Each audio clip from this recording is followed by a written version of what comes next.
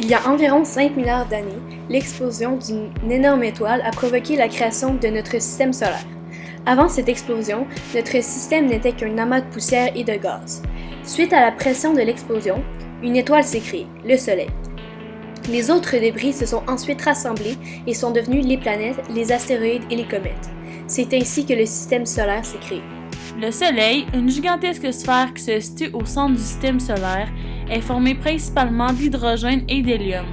Autour de cette étoile gravitent 9 planètes, des comètes, des astéroïdes, des satellites, des lunes et d'autres débris.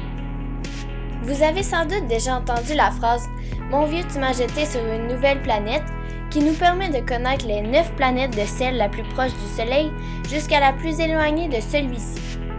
La planète la plus proche est Mercure, suivie de Vénus, puis de la Terre, de Mars, de Jupiter, de Saturne, d'Uranus, de Neptune et de Pluton.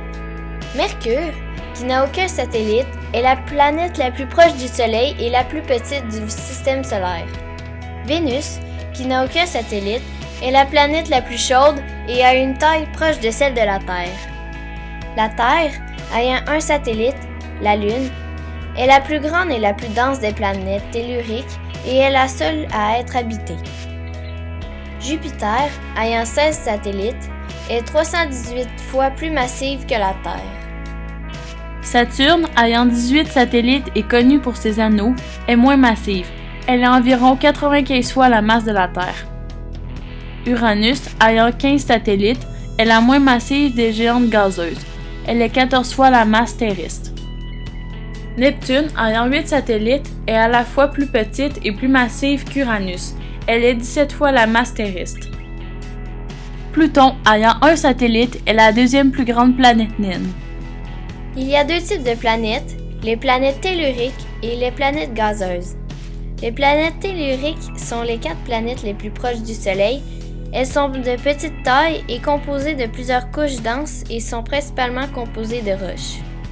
Le Soleil, Mercure, Vénus, la Terre et Mars sont des planètes telluriques.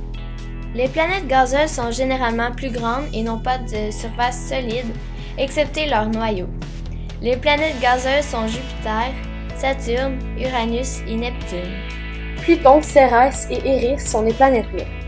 Les planètes naines ont principalement les mêmes caractéristiques que les planètes. Elles doivent être en orbite autour du Soleil, elles doivent être de forme sphérique, elles ne doivent pas être lumineuses. Par contre, les planètes naines partagent leur orbite avec d'autres corps et c'est cette seule différence qui les qualifie de planètes naines. À deux extrémités du système solaire se retrouvent deux zones riches en astéroïdes, en noyaux de comètes, en gaz et en poussière interstellaire. Une comète est un petit astre formé de roches et de glace venant d'une zone très éloignée, le nuage d'Oort, ce qui diminue les chances d'en apercevoir au fil d'une vie. La comète ne produit pas de lumière. Ce qui explique que nous l'apercevons parfois dans le ciel sont les gaz et les poussières composant la comète qui reflètent la lumière du Soleil. De plus, notre système solaire est composé de nombreux astéroïdes. Cet objet céleste est composé de roches, de métaux et de glace. Vous avez sans doute déjà entendu parler des météorites.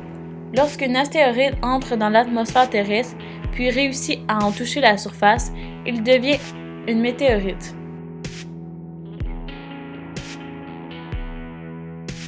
La ceinture d'astéroïdes est une section du système solaire placée entre les orbites de Mars et de Jupiter.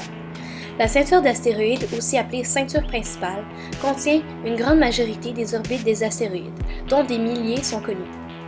Après le Soleil, la Lune est l'objet le plus brillant du ciel, soit le seul satellite naturel de la Terre. En fait, un astre en orbite tout autour d'un corps plus grand se trouve à être un satellite naturel. Plusieurs satellites sont formés au même moment que la planète autour duquel ils orbitent. Aussi, plusieurs autres sont des astres capturés par la planète. Finalement, des satellites sont formés en raison de la collision d'un objet et d'une planète. Le système solaire est composé d'un Soleil, de 9 planètes, d'astéroïdes, de comètes et de planètes naines. Notre système solaire ne représente qu'une infime partie de notre univers.